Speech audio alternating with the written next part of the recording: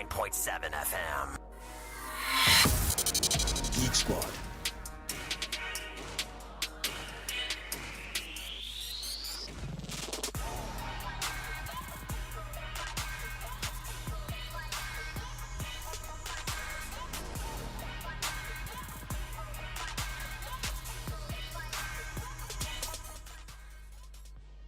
Hello and a very good evening to Joy 99.7 FM. My name is Kobby Spiky Nkrumah and happy International Women's Day to you. And today we're going to be having a discussion. I'm sure those who follow me know that we're privileged to have someone who's been, really making the waves on social media, especially on Twitter. If you're on Twitter, you know the name Ivy Bali. Yes, Ivy Bali is a program manager with Microsoft. She's a Ghanaian, and she is breaking all types of ceilings, whether it's glass, concrete, plywood, whatever. She's breaking all the ceilings, and we're happy to see it. And on today being International Women's Day, we, amidst her lots of spaces, have managed to drag her for a few minutes to have a conversation. And yes, we're talking about, are we closing the gender gap in tech? This is very important because in tech, it's been perceived to be a male-dominant space. But we've seen people like Ivy making it in tech, and we want to see if this is actually really happening. Are we closing the gender gap? So International Women's Day, for those who don't know, it celebrates women's cultural, economic, political, and social achievements. And it's also a day to mark a call to action to accelerate gender parity. So we're doing just that today. Welcome, Ivy. Thank you. Happy to be here today. Yes, and we're happy to have you. First of all, I know you probably have a space in a few minutes, which I would also want to join after this. So yeah, you guys are probably going to experience one of the fastest substitutions in tech history, from radio and online to a Twitter space, as quickly as possible. Let me just cut to the chase. Who is Ivy Bali, for those who don't know? Sure. First of all, thank you for the opportunity to be here today. I am Ghanaian, as you already said. I currently work with Microsoft as a program manager. But before I joined Microsoft, I started an organization in Ghana called Developers Invo, where we provide mentorship, job placement, training, and community for women in tech. So I've been very passionate about supporting women in tech and helping more women break into the tech industry. That's my brief introduction, but happy to share more as we go further in the discussion. Great. Now, Ivy, I have a colleague here who just told me Ivy, she be hard girl pass, like talking about tech. He says, see, she's the only girl who could go to CAT back then. And CAT is like Commonwealth for those who don't know. And I was like, oh, really? I think I know who you're talking about. Yes. So he gave me a bit of a background. Now, how did you go from tech to landing a job in Microsoft? A lot of us seem to think that, oh, this is impossible. You know, you have to have studied in an Ivy League school to be able to make it to Microsoft, or in this case, have a name with Ivy in it. So how did you land yours?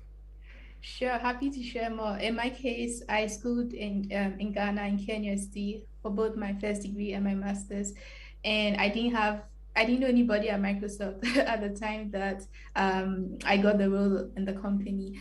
And so to recap how everything happened, the Microsoft team came to Ghana, I think 3 years ago, and they had a session where they wanted to meet people in tech in Ghana. And so when they reached out to me, I didn't know it was a recruiting event. I thought it was like a regular Microsoft thing where they come talk about Windows and some of their products. So it was when I went that I got to know that it was actually a recruiting event. And through that session, they really liked me, and they asked me if I'd be interested in coming to work with Microsoft. At that time, I wasn't sure, not because I couldn't do it, but I felt like I was already doing a lot in Ghana and I felt successful. So I didn't think going to Microsoft would be the right move for me. So after thinking about it for a while, I decided to say yes. And the reason why I did was because I felt that with the work I was doing in Ghana, I was doing it at a scale. But if I joined a company like Microsoft, I would have the platform and the influence to be able to expand what I was working on, to amplify my impact and do more. So that was my motivation for going to Microsoft. And like I mentioned, it was an event. So they hired about 12 people from Ghana, Right. including me, and also two of the women from Developers in Vogue got hired as well. Great. So are you proud of that decision? Are you happy with that decision? So far, I am, Great, but still great. early. So, Mm. Now here's the thing. What we say, there's a gender gap in tech. Do you believe that we're closing this gender gap? well, I'll take this question in two ways. On the Right. global scale, if you check the research that's been done, it shows that in as much as there have been more women getting into the tech industry over the past few years, the gender gap has widened Mm. even much more. And this is caused by different factors. Today, I'll talk about just two of them. One is that the pace, we are going at a much slower pace, and so that's one of the reasons why there's still the gap that exists and it's still getting widened. And then the second one is that there's this it's not just a perception, but there's this like women get into tech and want to get out of it because they don't feel included. So the Mm. culture is not very inclusive to support women to grow and to thrive in various tech fields. And then let me bring it back home to Ghana. Mm-hmm. So about 5 years ago, when I got started in tech, I remember I used to go for a lot of tech events and meetups, and most of the times I'll be the only woman or one of the few women going for these. But it has changed over the past 5 years, especially through different initiatives like Developers in Vogue, Pie Ladies, like some of these communities that have been started to support women in tech. We are now getting many more Ghanaian women to have the awareness of the opportunities that exist in tech and also encouraging them to get into tech.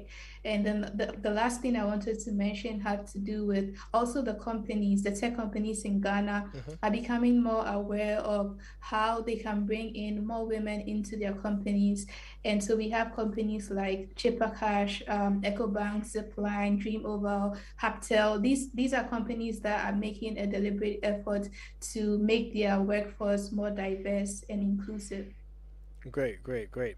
So, a study led by Accenture and Girls Who Code showed that 50% of women abandon technology careers by age of 35, and that women are leaving tech roles at a 45% higher rate than men. Only 21% of women in the study said they believed the technology industry was a place they could thrive, and this was from Forbes. So, this is also due to the fact that women do not feel included when they're in the tech space. Right, right, exactly. Wow. So, what do you think is happening? What do you think is going wrong in the tech space that is making women not feel included? Yeah, I feel like one has to do with, even though there's been a lot of awareness about women in tech and the opportunities, some women feel like tech is not the place where they can thrive, where they can have a successful career. And some of the reasons, and one I mentioned already has to do with the culture of tech companies. Mm-hmm. Because a lot of tech companies tend to be male dominated, there's this thing called the bro culture where it's mostly about the guys, it's mostly about the men. So when women come in, they feel sometimes out of place, like they don't belong. So one has to do with the culture not being inclusive enough for women to want to stay in tech. Mm. Another one has to do with different biases in our society, at the workplaces, etc. And even for this Women's Day, like the main hashtag we are using is break the bias. How can we break the biases that deprive women opportunities in tech, in leadership, etc. So there are many occasions where people have underestimated my potential, not just because I'm a woman, but also because I'm young. So all these factors play a role. The different biases at the workplace, like for example, if a woman just went for maternity leave and comes back, there are some of these biases that some of them are conscious, but some of them are unconscious. Right. And for the most part, it has to do with how like the stereotypes and how the society thinks about women, basically. Great.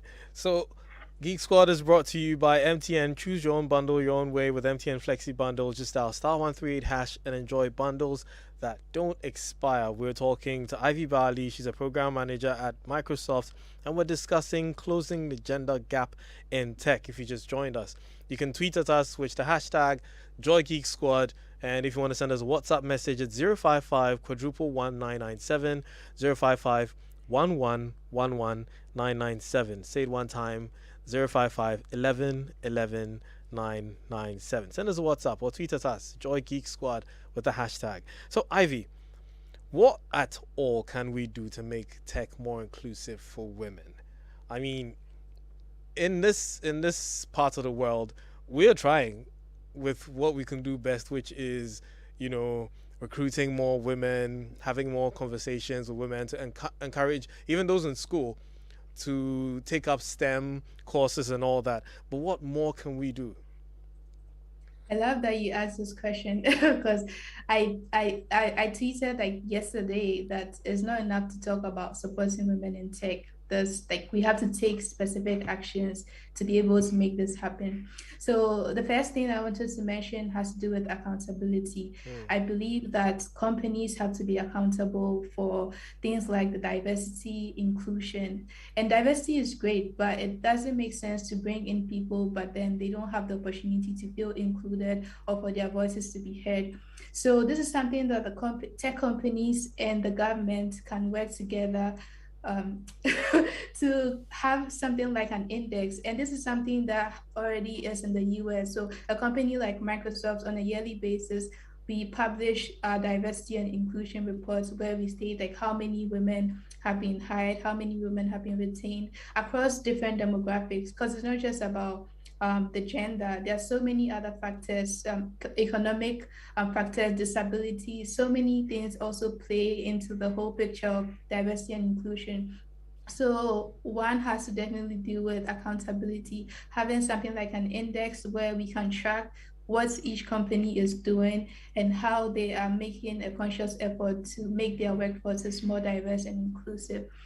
mm, The second thing has to do with the environment. So we've in throughout this conversation, we've spoken about inclusion quite a bit. And one is that we need to create the ideal environment for women to thrive in these roles, be it technical or non-technical. So things like providing opportunities for them to have mentors, to have sponsors, to have coaches, to have a supportive community. There's also things like equal pay. So if you're hiring a woman into your company, are you paying her are you paying her as equal as the men, or you're saying because she's a woman so she's going to earn this percentage less than the men? So these are all like things that we companies have to do to make their workplace more inclusive and supportive of women. Things like sexual harassment, like women can try their very best to do what they have to do, make whatever contributions they have to do at their workplace. But when there are things like sexual harassment that happens in companies, it deprives these women the opportunity to grow in their careers, because they're very when things like that happen, it's more like stagnates the growth of women. So mm. it's possible that the woman will end up leaving the company or will stay in the company and just keep quiet because she doesn't want to lose her job. So creating the ideal environment is very important. The third thing has to do with leadership. We need to see more women in leadership positions, and seeing women in leadership positions creates an opportunity for these women to be able to influence change in their companies. So, as you already know, with a population, like the population of Ghana, we have close to 50% being women, or even a little over 50% being women. And we need to have these women represented in the boards of companies, in government, in various leadership capacities, so that they can advocate for the change. They can represent the population of women in these decision making. And when we have more women in leadership positions, it has a ripple effect. So it also creates opportunities for visibility and for role models. So that if there's a girl in junior high school somewhere in Ghana, if she sees there's another woman in who's doing well, who has a lot of visibility, is doing well in her workplace, they are more likely to want to aspire to be like her. They are more likely to want to become a developer, or to become a marketer in a tech company, or to become a product manager. There are so many opportunities that these girls who are still young may not know about, just because they don't see people who look like them. So visibility and role models is super important. Then the last thing I want to mention has to do with allyship.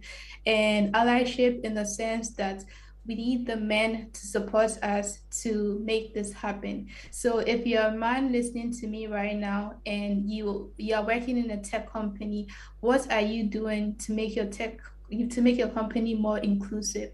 There are many things you can do. I know through my work at Developers in Vogue, I've had some women who would come and say things like, they in their companies, they're not given as many opportunities as the guys, or if someone needs to go and buy wache, they will be the ones to be called on to do it, like, or to go and do the coffee, things like that. If you're a man at the workplace, you need to speak against things like that. You need to be the ally of the women who are working there.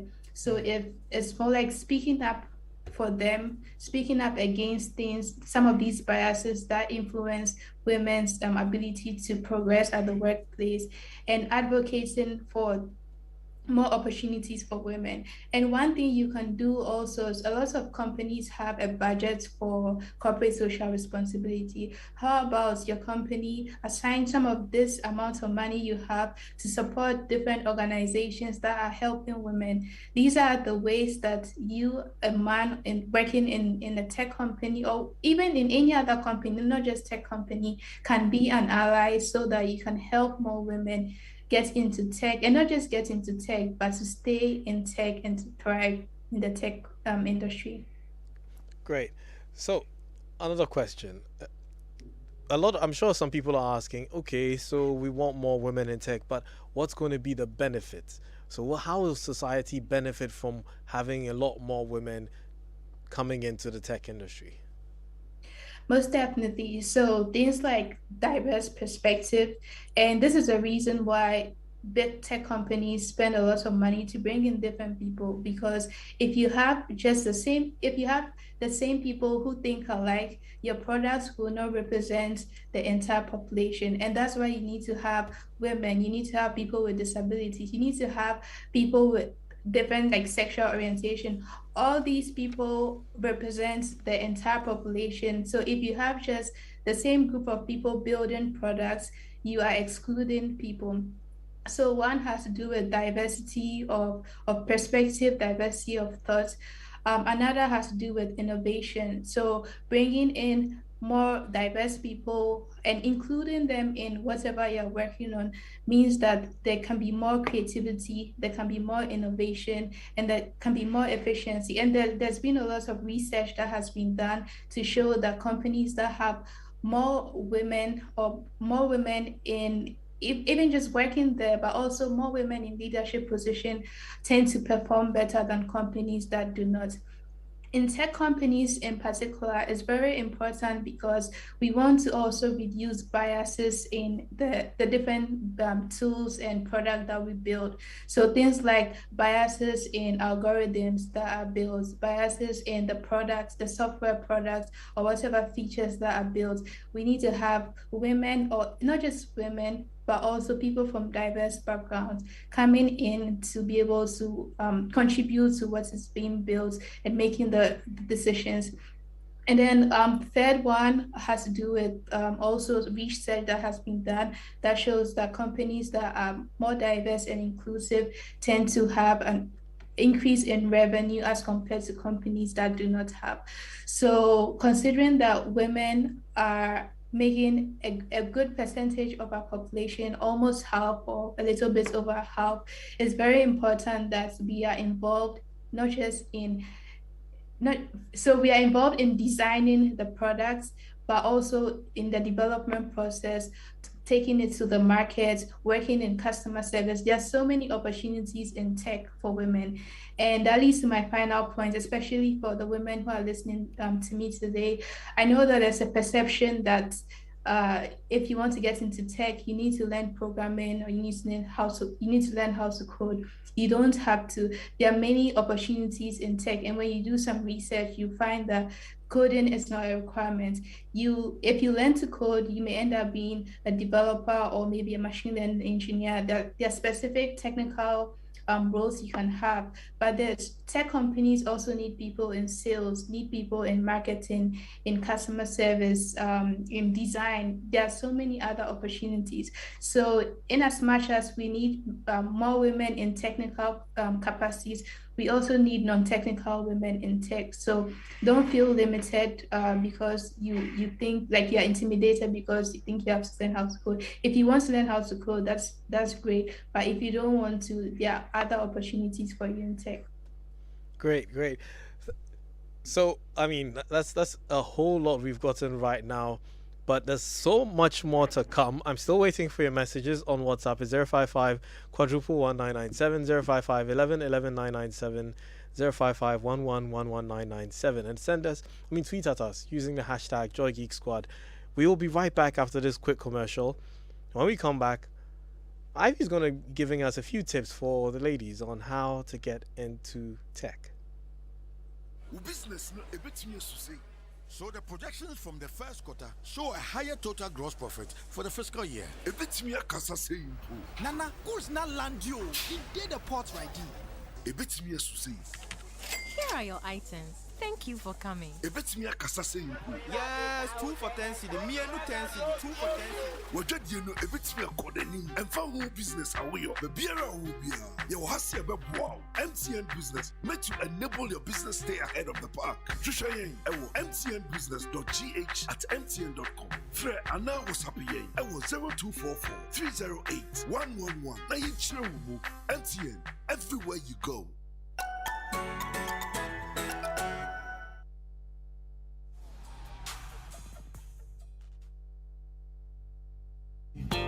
Rise and shine, my people, and welcome to Radio 550. Now, today it's all about enjoyment on MTN. Oh yeah! MTN Rewards is giving the best deals on all the things you love. Just keep talking, texting, using your data to collect points, and get amazing offers and discounted freebies right away, every day. To check your rewards, dial *550# and voila, everything's someday for you all. From airtime to data to shopping discounts to movie tickets, we got you. So keep using MTN and redeem your rewards every day. Oh, no, like enjoyment. Let's go. Everywhere you go.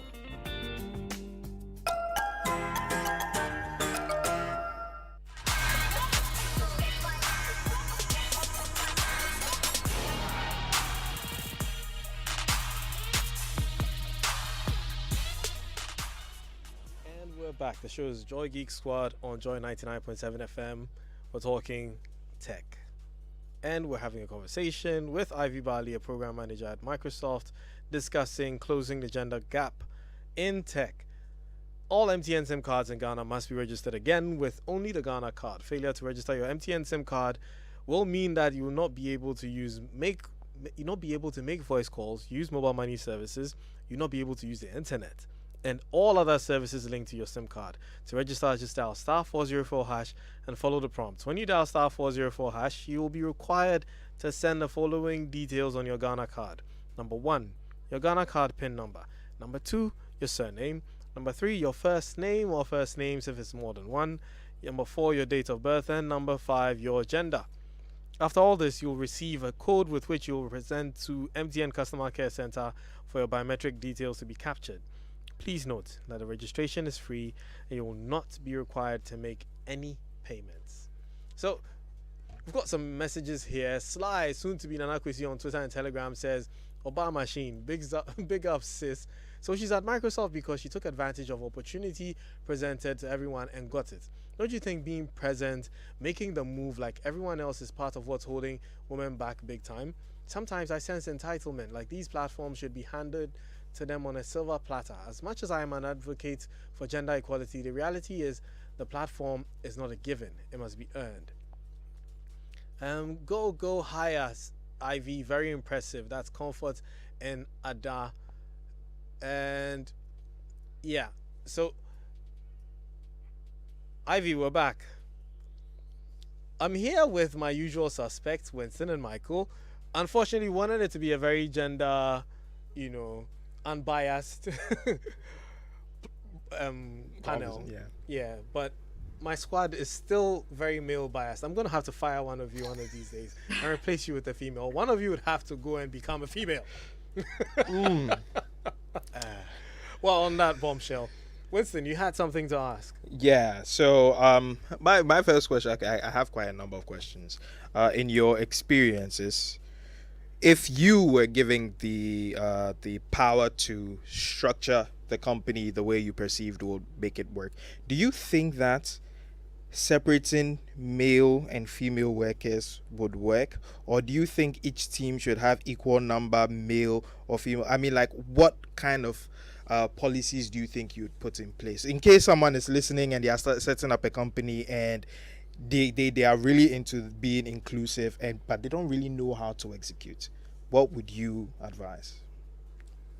Sure, thanks for your question. So in terms of the number of men versus number of women, and whether to have only men in one team versus only women in other team, I believe it should be equal representation. So don't segregate the women to be on one team or working on one product, and then segregate the men to work on something else.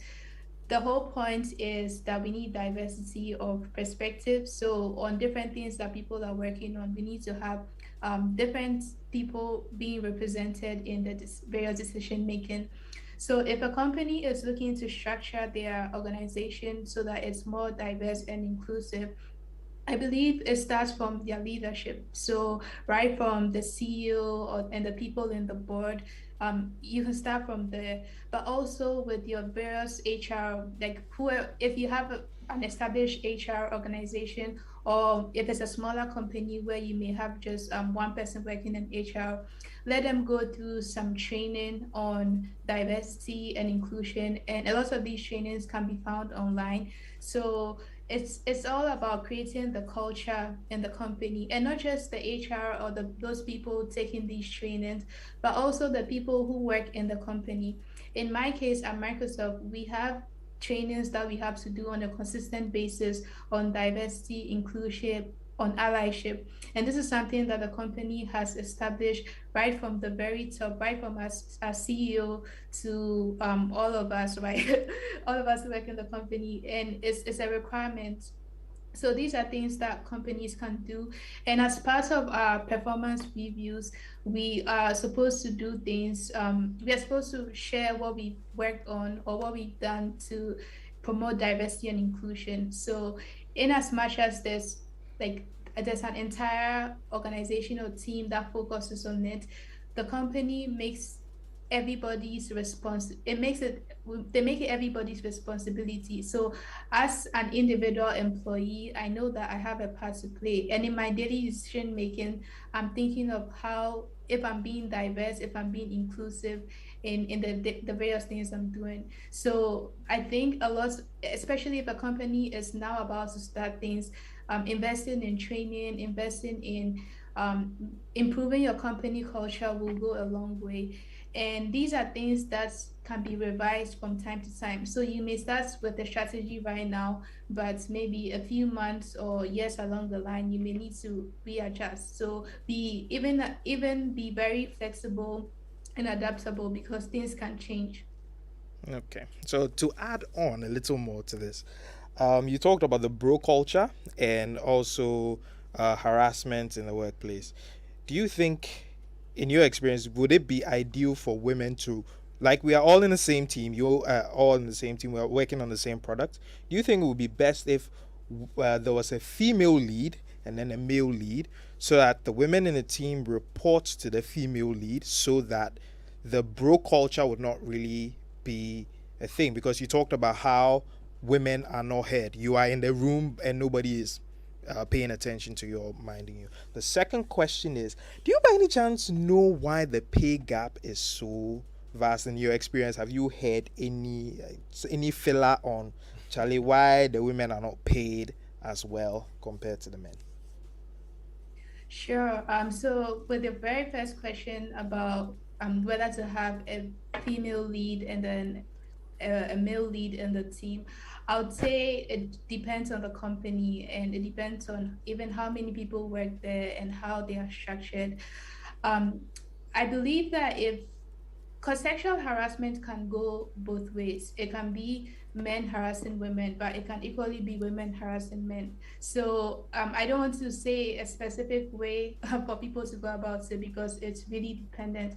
But in the case where women are being harassed, if there isn't a proper structure in place in the company, if the company doesn't have strict policies against it, then it could continue happening. And in a case where there are females there, but they are not in leadership positions, or they don't have the power to influence change. Even when things like that happen, and they go and report to another female, she may not have the power to be able to make a decision if it's about firing the person, or sending them to the right authorities for whatever sanctions to be made.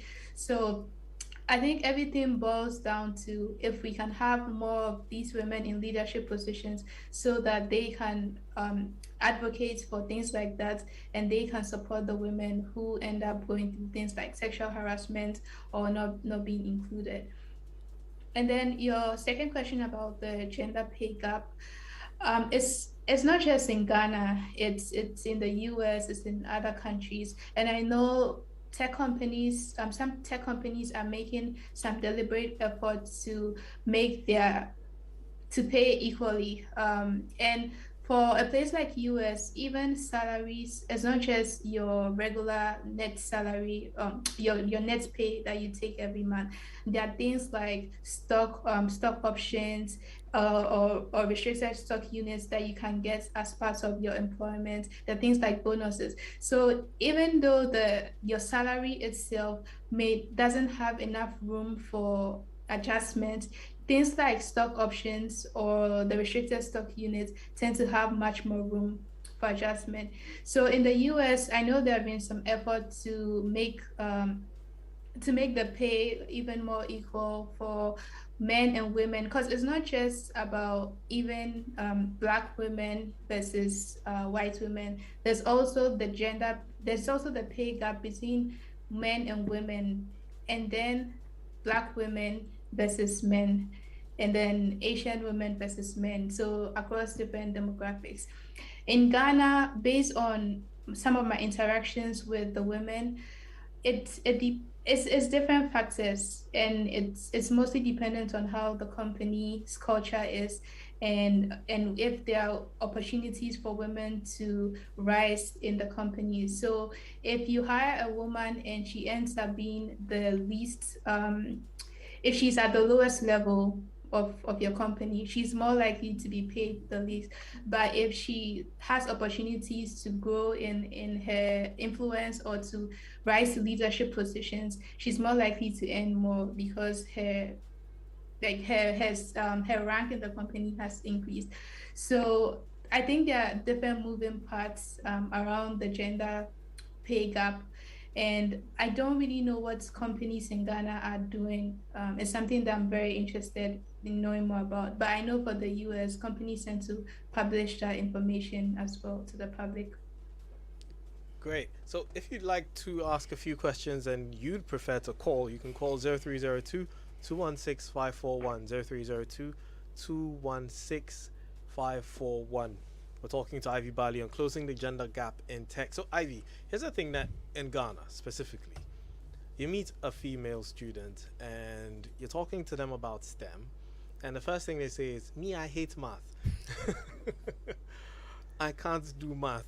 No matter what, no matter how much you try to encourage, it seems to be a problem in this part of the world. I hate math. What kind of advice would you give the girl child in Ghana who hates math? In my case, I love math. Math has always been my favorite subject, and I love math so much. And it happened for different reasons. One, it was because I was exposed to math and computers like at a young age. So because I had that early exposure, I more like grew up with it, and I became very comfortable with math and tech and all of that. But I know that's not the case for other girls who are in Ghana right now. So if you don't have the resources, or you don't have, like, maybe you don't have a computer, or you're struggling at math, let me start from the side of the schools. I believe that schools should make their lessons much more practical, because one thing about Ghana schools, and it's something that I'm sure a lot of us have done, like you chew and pour, you chew to write the exam, and then when you're done with the exam, you forget what you learned, and then you recycle, you do it again, like over and over again. So we end up leaving school with just a theoretical, like the theoretical knowledge, but not knowing how we can apply it to the workplace. So in the case of schools, even like at the university level, providing opportunities for students to do things like internships, whereby they can have a practical experience in a tech company, or even general, like in engineering companies or in different math capacities. I believe that will be super important. And even if arranging internships is going to be too difficult, it can be something as simple as job shadowing, where they go to a company for one day, get to interact with people who work there, and get to know what they do in the real world. Because if in school you're kind of limited to what is in the book, unless you come to the real world, you may not really know how to apply it. So I believe that's important. Also, access to mentors who can guide these girls. Because in my case, even though I was very good at math and all of that, I almost dropped out of school at a point.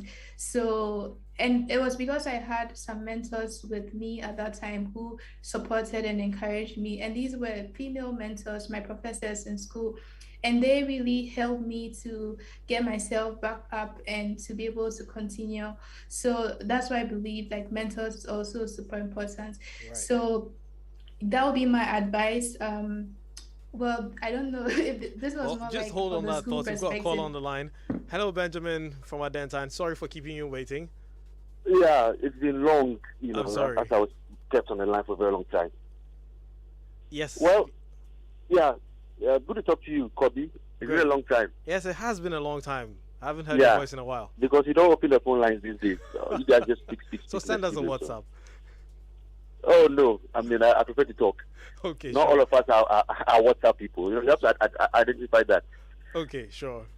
Yeah.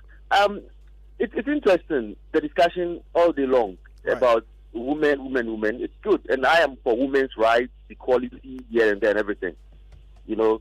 But there are certain facts, and I'm posing them as questions for your guests to answer. Right. You know, she's in Microsoft. But the fact is that women get pregnant, that is if she wants to give birth, and you are out of job, so you don't expect to take the same allowances as a man who is always working, unless the man also gets out of office. So is this a discussion that they are chasing all those allowances, or just simply the salary is 3,000 CDs for the man and 2,000 for the woman? Because I would find it difficult to understand if any employer would do that. Basically, people talk sometimes about the allowances. So if you're not at work, you expect to be paid.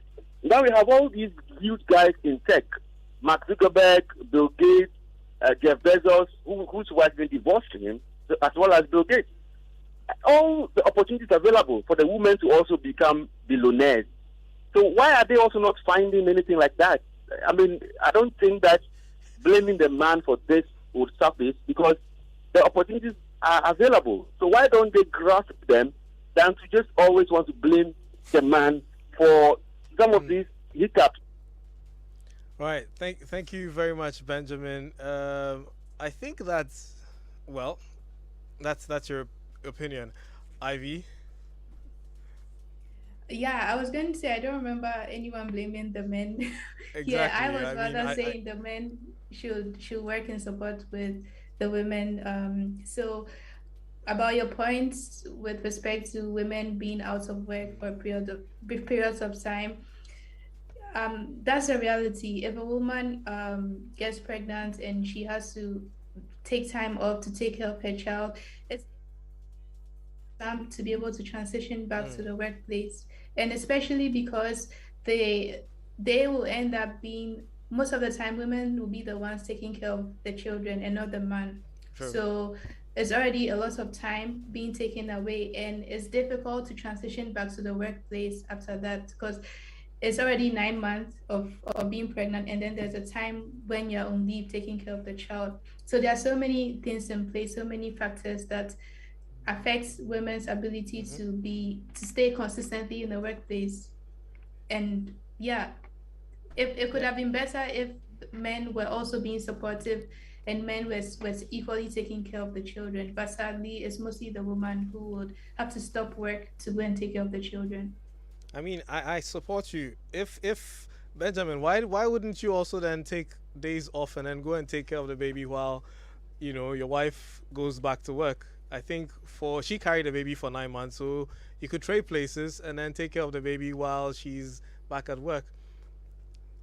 It's all she has to do is just keep the breast milk in the fridge, right? And you just pick it up, carry the baby, strap the baby on your back, and she doesn't have to miss work to get an allowance. Let's be fair, no? Anyway, so Ivy, thank you so much for your time. I know you have to go back to your space, so why don't you wish all the women a happy International Women's Day, and I can let you go. Yes, thank you so much for this opportunity to be here today. And to all the women in Ghana, happy International Women's Day to you. And to everyone else, let's not wait until March. Let's not wait until 8th March to support women. It should be something we do consistently. And then finally is to say that there are many opportunities in tech. If people listening to me are interested, feel free to reach out to me via Twitter, and I'll be happy to support you in any way I can. So thank you so much, and I hope you enjoy the rest of your day. Thank you very much, Ivy, for joining us. And the conversation is not done. We in the studio are going to continue. There's so much. I mean, we have to let Ivy go because she has a space. I mean, last time she had a space with the CEO of Twitter. Listen, that's how big of a deal she is. If you don't know Ivy Bali, go on Twitter, look her up, follow her, join her space, Spaces with Ivy. Today has been Ivy with Joy Geek Squad, and it's been a privilege having you. Thank you for joining us, Ivy. Thank you. All right, ciao. So, guys, International Women's Day, and today, new Apple devices were announced. It's a good segue. I mean, we have to talk about it before the show ends. We have a few minutes. Our resident Appleist. Our resident Appleist, Michael Ajete, who has, what's he done? He's transitioned from The 12. Kente to. No, Kinte is still here. Oh, Kente is still there. Yeah. To Yeah. what are you using now? I mean, I saw a I tweet. saw you holding something. Yeah. I What saw was a tweet that? from Michael complaining about the matte finish. Yes, on the yes, yes. I saw 13. it as well. Yeah. What were you What's complaining that about? The back of my 12 Pro What is it? is stupid. That's basically what it is. Because, Apple love make a lot of noise about how well designed and how brilliant looking they are. So why is it foolish? Because, Spiky, here's a demonstration for those who are watching me on video. What happens when I start moving the phone Yeah. around in my hand? And this is just so if So I get a don't have- case. Yeah, I will get a case. Right. Which I'm trying to do. Someone tried to sell me a case for 13, said, oh, it will fit. And then I put in like, no, it Yeah, the doesn't typical fit. Ghanaian culture of Yabefanisa. Yes, but I'm not taking it like that. I know. Any case, so yes, I am trying to get a case, which is why this is not my primary phone yet.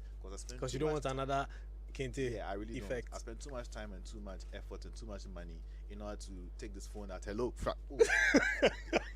yeah. So I don't want problems. Okay. So, Winston, Michael, Apple's announced new iPhone SE that looks like an old iPhone. I mean, we're 2022, Apple. Come on, can we have a new design already? No. It's a great thing that it has an A15 Bionic. That processor is crazy. Definitely an underclocked A15 Bionic. Definitely, I mean, Yes. considering the size and the battery. It's going back to that.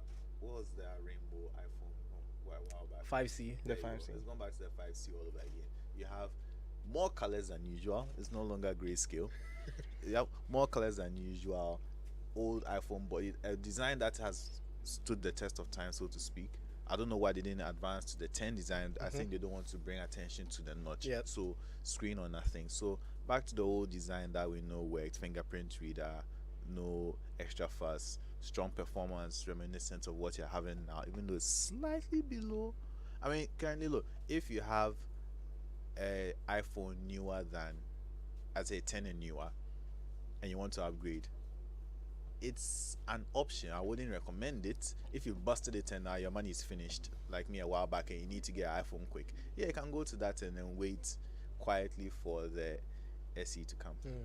How much are they calling for? 400, 429. which is not bad Dollars. as far as an iPhone goes. I mean, So anything. that's essentially like considering $1 to Ghana, $1 is 8 Ghana Yeah, cedis. thank you. pretty for much. the reminder. I was Theoretically. going to say that anything priced in dollars now to a Ghanaian Eight is Ghana just- So it's about 4,000 Ghana So it's about cedis. 4,000 Ghana cedis for an iPhone you'd buy for a kid. Yeah, I mean, if you wanted to buy a phone for your kid and your choice was an iPhone, this would be it, no?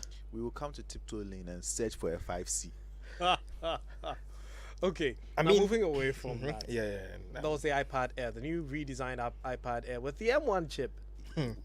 I mean, it's just Apple flexing. Now look, We've made got the M1. We we've can got put it in We everything. can put it into everything. And now we got one new M1 Ultra. Yes. What is interesting is that on our way here, Michael and I had a conversation about the iPad. Right. Where, a couple of years ago, people thought that Apple was going to transform the iPad into the MacBook space. And everybody's been asking, why don't happened MacBook yet? have touch inputs and everything? And I was like, Apple is very smart when it comes to market fragmentation, in the sense that they've made the iPad feel like the iPhone, but not so much, and also feel like the MacBook, but not so much. And they've segmented the market in such a way that if you want to place calls, you need to get the iPhone. If you want extreme portability, you get the iPad. And if you want functionality and power, you have to get the MacBook. So they've created a system where you will end up getting the three. You have to get everything. You have to get basically. everything. Like, one cannot do the job of all the Or others. in the case of the S8, the Samsung Plus. Tab S8 Plus that we talked about on the show previously, you can place calls with that. Mm-hmm. So some people may eliminate the need to get a phone because of that. But Apple is never going to give you that. No. They need to spend your money, and now they are introducing Mac Studio for Yeah. $4,000. Wait. Now, the Mac Studio comes with Apple's most powerful processor yet. So far, The M1 Ultra, which is two M1 Maxes. sellotaped together. Welded together, to be honest. Well, yeah, and they talked about how this was very important because you can't just slap two processors together and expect software to be able to take advantage of the performance of both processors. Yeah. So you need that bridge, which makes it work as one. Yeah, they call it Ultra Fusion. Ultra Fusion. Hence the You know, name M1 when Ultra. I heard Ultra Fusion, first thing came to mind Dragon Ball Z. I'm sorry. Ha! Yeah, so for those who know that Dragon Ball Z reference, We are geeks. I That's just what we do. imagined two M1 Maxes going like. Well, they pretty much did that when they showed the graphics of how they did it together. Yeah, they that's actually pretty joined much- fingers. No, it's like the way it just joined, Joined, and it's like yeah. they put sellotape in between the two was. But I don't know. Well, it's going for $4,000. Yeah, which is the price of a car in Ghana. Yeah, which is worth it. It's a Mac. Come on. Okay, It's an I will Apple. say this. I mean, it feels like we are we are being very negative about that. I'm going to be like 18 streams of 8K ProRes. No, the is performance fun. The performance is not a joke. It's All the claims, mind you. Yes, Uh-huh. claims fair. However, if you are going to base it on the M1 Pro and the M1 Max claims, which were made true, which the testers showed 100% that true, were yeah. 100% true, then this is phenomenal. And the fact that it has such high power, high performance capabilities, but takes much less power. Because the thing about computers is that give me more juice and I'll get things done. But now here's a situation where Apple is bringing you a product where you don't need as much juice, but I am giving you fantastic. So it's essentially like having that your Koenigsegg car with 1 point something liter engine and getting the performance of a Bugatti with a W16 exactly engine. Okay, so basically Toyota Corolla that's as fast as a AMG GT63. Yeah, that has everything, but not as.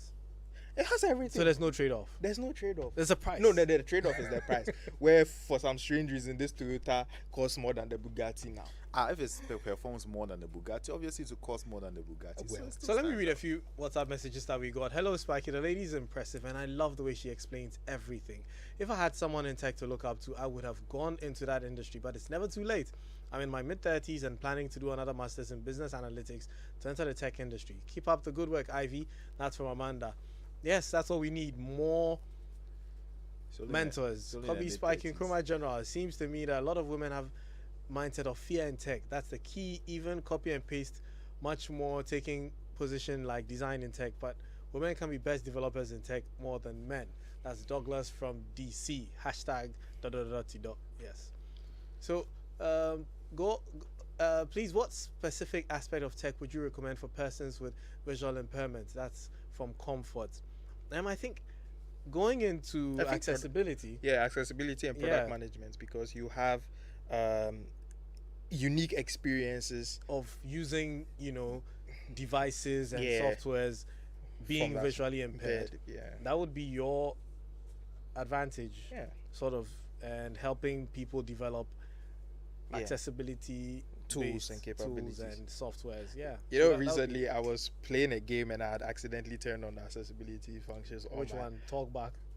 So and when it pops on my screen, loading, I was like, this is very, very, very interesting. But some of the accessibility features were pretty good. And Geek Squad is brought to you by MTN. Choose your own bundle your own way with MTN Flexi Bundles. Just dial *138# and enjoy bundles that don't expire. All too soon the shows come to an end. Thank you to all who listened to us. Thank you to Ivy.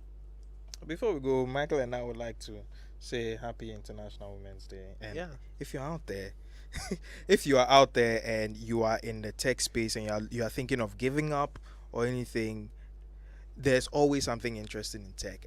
There's so much interesting stuff going on in tech. So just rally yourself up. And yes, you don't necessarily need female. It would be best if you could get female mentors. But if you can find a male mentor who will help you to improve, go ahead and do like it. Michael. Michael. Women are the future. Can't deny that. I mean, pound for pound, I work with a lot of women in the office, and they do strong, solid work. And I do want more of them in the office because competition is great, and you people really pull it out of us. So come on, show us what's up. So shout outs to my executive producer, Mr. Richardson, my producer, Prince Afo, my sub-producers, Abeku Sankofi, Dennis the Fairboy, 04, and somebody I'm leaving out. And to all of you that listened, thank you. Catch you next week on the next one.